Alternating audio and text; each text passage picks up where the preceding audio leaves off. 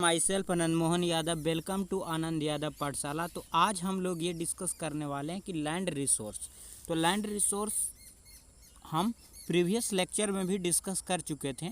तो land resource के बारे में चलते हैं। तो लैंड रिसोर्स जो है जो बहुत ही इम्पोर्टेंट रिसोर्स है। यहाँ पे कौन कौन से एक्टिविटी को परफॉर्म किए जाते हैं। तो सबसे पहले एग्रीकल्चर एक्टिविटी को परफॉर्म किया जाता है, और रोड, आपका कंस्ट्रक्शन और फैक्ट्री और जितने भी तरह के सेटअप होते हैं जो भी लैंड पे ही होते हैं। तो प्लेन 43% में, माउंटेन 30% और प्लेट्यू 27%। तो प्लेन 43% है सबसे ज़्यादा, और माउंटेन 30% और प्लेट्यू 27%। तो प्लेन का फीचर क्या है? तो यहाँ पे एग्रीकल्चर एक्टिविटी को परफॉर्म किया जाएगा, फैक्ट्री सेटअप किया जाएगा, और रोड, रेलवे, ट्रांसपोर्ट के साधनों का, जैसे कि रोड, रेलवे और एयरपोर्ट भी बनाए जाएंगे। और आप ये भी जान लें कि सबसे ज़्यादा जो होता है एग्रीकल्चर एक्टिविटी परफॉर्म किए जाते हैं। और माउंटेन में रिवर निकलते हैं, उसे टूरिज्म का डेवलप होता है। और प्लेट्यू में मिनरल पाए जाते हैं। अब लैंड यूटिलाइजेशन का बात हम सब करते हैं। Land resource are use for the flowing purpose. मैंने लैंड रिसोर्स को हम किस पर्पस के लिए यूज करते हैं, इससे पहले जानने के लिए, लैंड एक फिनाइट रिसोर्स है। फिनाइट मैग्नीट्यूड कहने का मतलब ये हुआ कि ये एक लिमिट है, इसे आप बढ़ा या घटा नहीं सकते। ये 3.28 स्क्वायर किलोमीटर है, 38 स्क्वायर किलोमीटर। और जैसे कि आप जाने कि हरियाणा में बहुत ज़्यादा एग्रीकल्चर एक्टिविटी परफॉर्म किए जाते हैं। तो वहाँ पे जो परसेंटेज हो 80% है। कितने परसेंट? जो लैंड का एग्रीकल्चर एक्टिविटी परफॉर्म किए जाते हैं वहाँ पे 80% है। उसी आप असम में चले जाएं, असम इधर चले जाएं, मतलब पूर्वांचल की तरफ, तो वहाँ पे 10% से भी कम क्या किया जाते हैं, एग्रीकल्चर एक्टिविटी को परफॉर्म किए जाते हैं। इतनी बात आप समझ चुके होंगे, हम आशा करते होंगे। तो अब हम जानते हैं लैंड यूटिलाइजेशन के बारे में। तो लैंड यूटिलाइजेशन किस किस पर्पस के लिए यूज होते हैं, तो ये जान लीजिए। सबसे पहले जो है फॉरेस्ट जितने भी होते हैं वो लैंड पे होते हैं, ऐसा नहीं कि आसमान पे होते हैं। फॉरेस्ट तो लैंड पे होते हैं। और सेकेंड नंबर पे land not available for cultivation.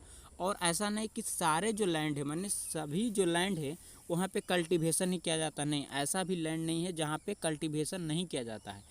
वो कौन सा लैंड होते हैं? तो फर्स्ट में बैरन लैंड को ही एक दूसरा नाम से जाना जाता है, वो बेस्ट लैंड है। बेस्ट लैंड कहने का मतलब कि जहाँ पे कल्टीवेशन परफॉर्म नहीं किए जा सकते। The land which unfit for cultivation is called waste land या बैरन लैंड। आपको समझ में आ गया। Land put non agriculture uses. और जहाँ पे नॉन एग्रीकल्चर माने जहाँ पे कल्टीवेशन नहीं किया जाता, तो वहाँ पे क्या क्या बनाया जा सकता है? तो बिल्डिंग हो गया, रोड हुआ, फैक्ट्री हो गया, ये सब का, ब्रिज हो गया, कैनाल हो गया, ये सब सेटअप किए जाते हैं, डाम बनाए जाते हैं। तो ये सब जहाँ पे एग्रीकल्चर एक्टिविटी को नहीं परफॉर्म किए जाते हैं, नॉन एग्रीकल्चर यूजेज। ओके, सबसे पहले फॉरेस्ट, उसके बाद जो बच गया, जो कल्टीवेशन के लिए अवेलेबल लैंड नहीं, वहाँ पे बैरन लैंड और बेस्ट लैंड। और वो भी कि नॉन एग्रीकल्चर माने वहाँ पे एग्रीकल्चर एक्टिविटी को परफॉर्म नहीं किया जाएगा, तो वहाँ पे बिल्डिंग, रोड, फैक्ट्री ये सब में आ गया। और अदर अनकल्टिवेटेड लैंड और एक्सक्लूडिंग माने इंक्लूड नहीं करके, माने एक्सक्लूड करके, माने फैलो लैंड को बाहर करके आपको, और परमानेंट पास्चर लैंड और ग्रेजिंग लैंड। कुछ ग्रेजिंग लैंड होते हैं जहाँ पे कैटल को चरने के लिए, जैसे कि बफैलो हुए आपका काऊ हुए, ये सब को चरने के लिए एक ज़मीन छोड़ दिया जाता है, उसे ग्रेजिंग लैंड बोलते हैं। वो परमानेंट पास्चर लैंड होते हैं, माने वो परमानेंट वहाँ पे घास ही लगाया जाएगा, माने ग्रास ही लगाया जाएगा, और वहाँ पे कैटल आपको चरेंगे, माने ग्रेज करेंगे, वो ग्रेजिंग लैंड हो गया। यहाँ पे अनकल्टिवेटेड लैंड में सबसे पहले permanent pasture and grazing land, और सेकेंड में land under miscellaneous tree crop grove not including sown area. ये इस पॉइंट को आप याद रखें। बी जो पॉइंट है मिसलेनियस क्रॉप के बारे में, इसको हम जब नेट सोन एरिया को डिस्कस करेंगे वहाँ पे हम आपको ये बता देंगे। और जो है कल्चरल बेस्ड लैंड होता है left uncultivated but more than 5 year. जो 5 साल से ज़्यादा को हम लैंड छोड़ देते हैं उसको कल्चरल बेस्ड लैंड कहते हैं। फिर से समझिए, कल्चरल बेस्ड लैंड हम उसको बोलते हैं जहाँ पे uncultivated for more than 5 year, माने 5 साल से ज़्यादा से वहाँ पे हम एग्रीकल्चर को क्रॉप नहीं कर पा रहे, माने सो नहीं कर पा रहे हैं, मतलब बो नहीं पा रहे हैं, कोई भी एग्रीकल्चर एक्टिविटी को परफॉर्म नहीं किए जा सकते। 5 ईयर से ज़्यादा से वहाँ पे हम एग्रीकल्चर एक्टिविटी को परफॉर्म नहीं किया जाते, वो किस कैटेगरी में आएगा, वो कल्चरल बेस्ड लैंड में आएगा। अब हम फेलो लैंड के बारे में बात करते हैं। तो फेलो लैंड होता है, एक फेलो होता है और एक करेंट फेलो होता है।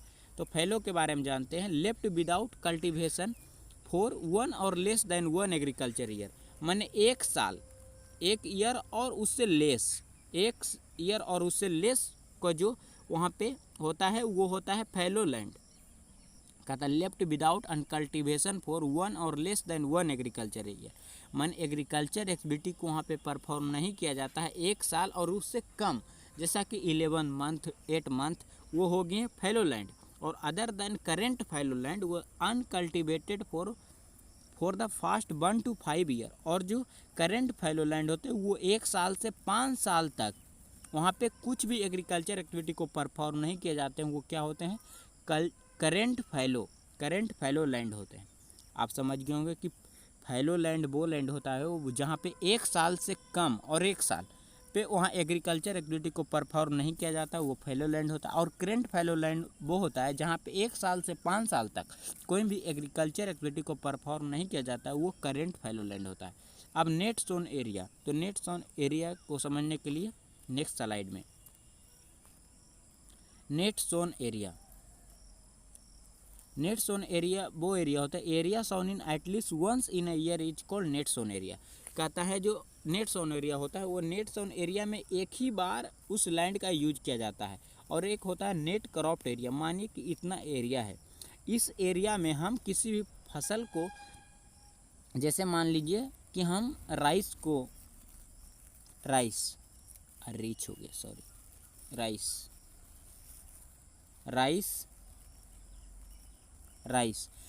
का क्रॉप हम लगाएं, तो उसको एक बार हम इसमें क्रॉप लगाएंगे तो क्या हो जाएगा, ये नेट सोन एरिया हो जाएगा, मतलब ये नेट सोन एरिया। और इसी एरिया में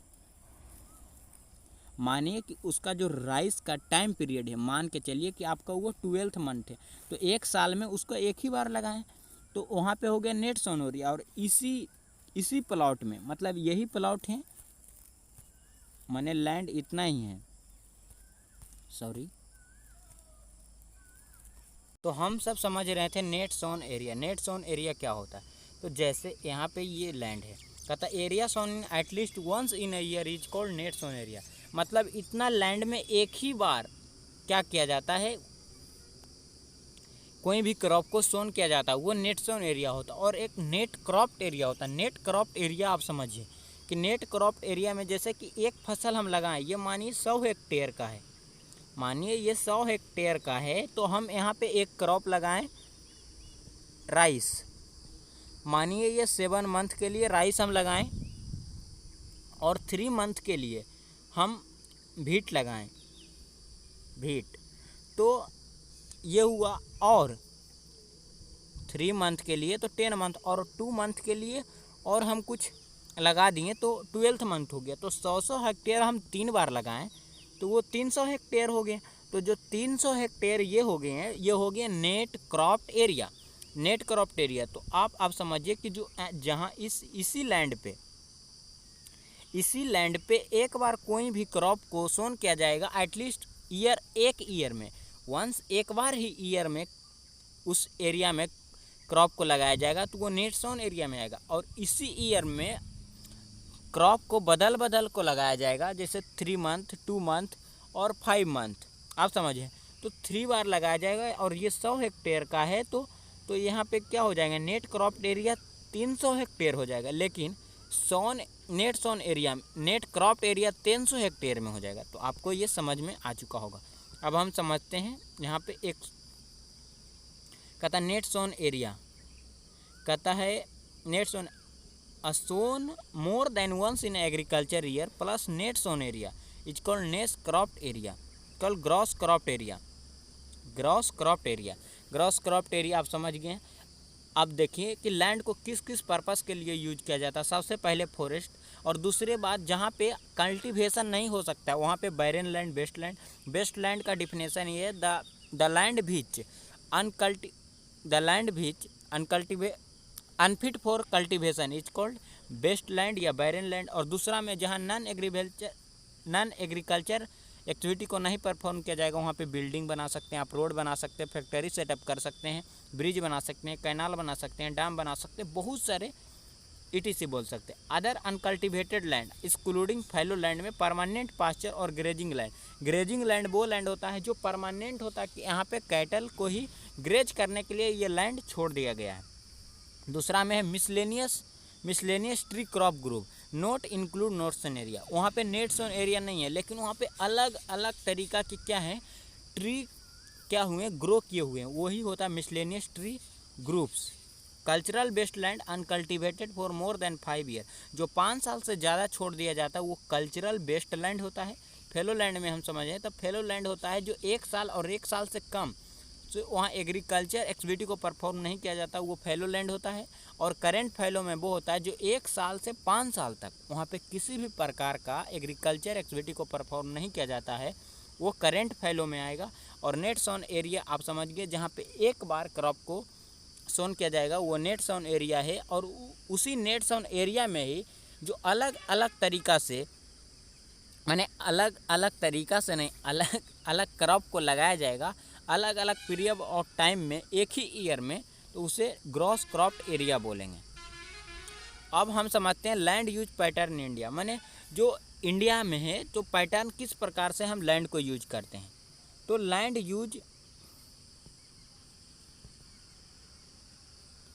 the use of land is determine both physical factor such as, physical factor में टोपोग्राफी आ गया, क्लाइमेट आ गया, टाइप ऑफ सॉइल आ गए, और ह्यूमन फैक्टर में such as population density, technological capacity and traditional ETC।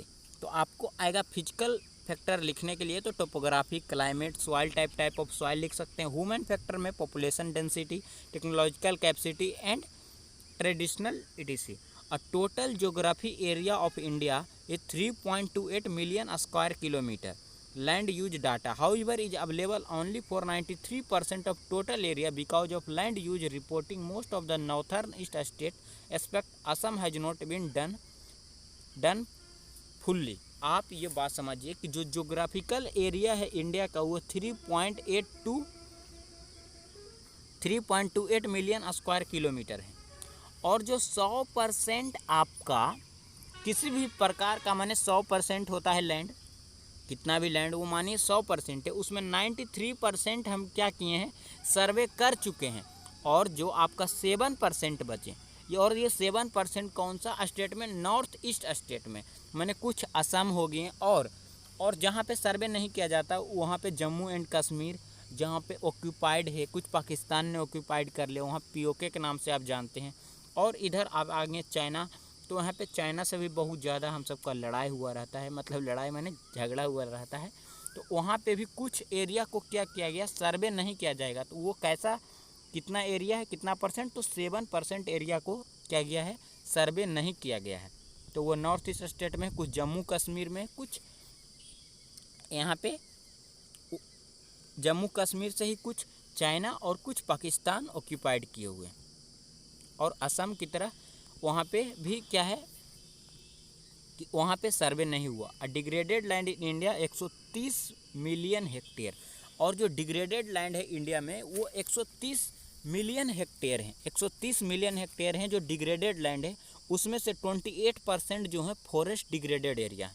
तो आपको यहाँ पे डेटा पूछा जाएगा कि 28% कौन सा डिग्रेडेड एरिया है, तो फॉरेस्ट है। 56% तो वाटर इरोडेड एरिया है, और 16% है जो affected by saline alkali deposit, जो कचरा होता है वहाँ पे 16% अफेक्टेड एरिया है।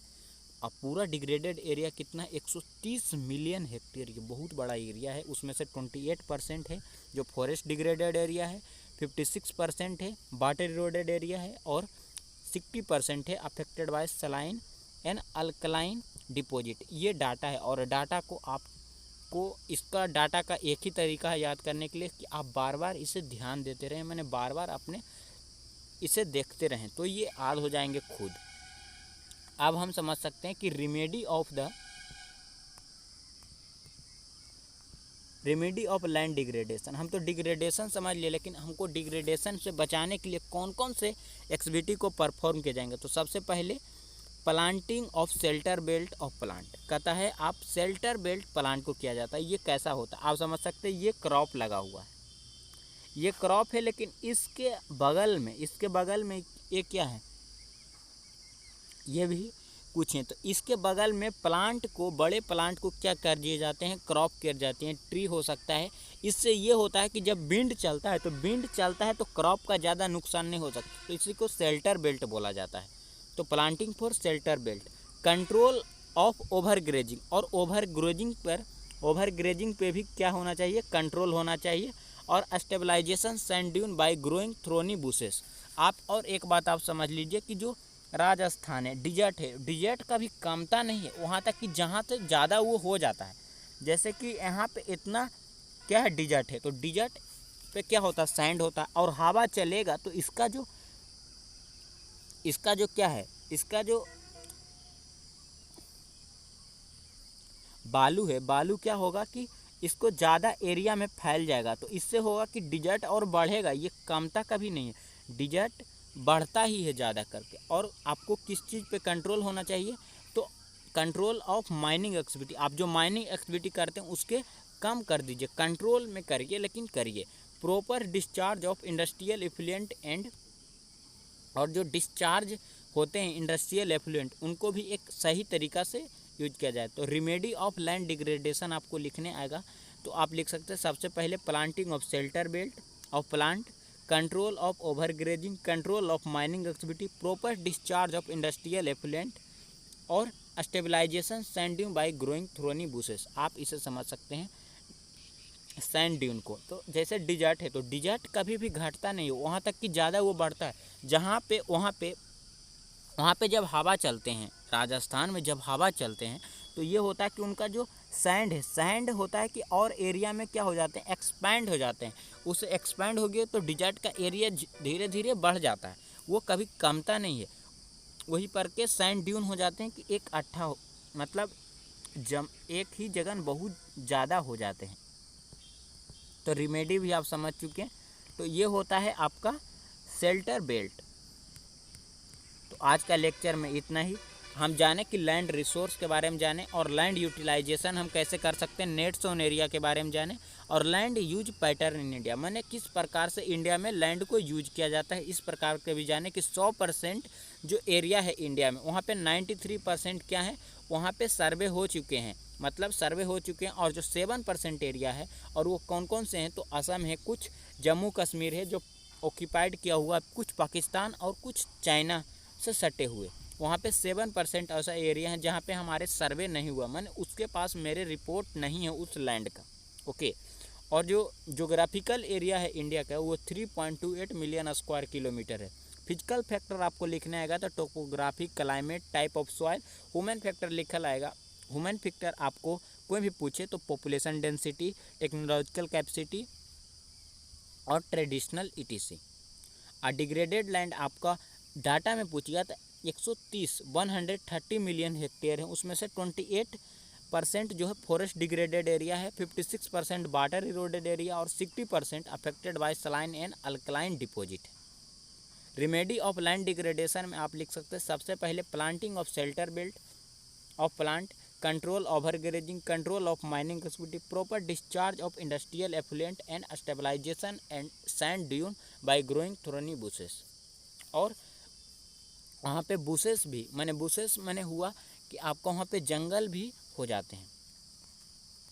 इसी के साथ आज का तो लेक्चर यहाँ पे समाप्त हुआ, लेकिन आपको लिए एक इम्पोर्टेंट इन्फॉर्मेशन, इस चैनल पे नए तो इस चैनल का आप टेलीग्राम ग्रुप से चैनल से जुड़ सकते हैं, आनंद यादव पाठशाला, लिंक डिस्क्रिप्शन में है, या आप सर्च करके भी जुड़ सकते हैं। यहाँ पे आपको PDF क्लास का नोट्स और इम्पोर्टेंट इन्फॉर्मेशन मिलता है। और आप इस चैनल पे नए तो इस चैनल को सब्सक्राइब करें, अपने दोस्तों में ज़्यादा से ज़्यादा शेयर करें। तब तक के लिए जय हिंद।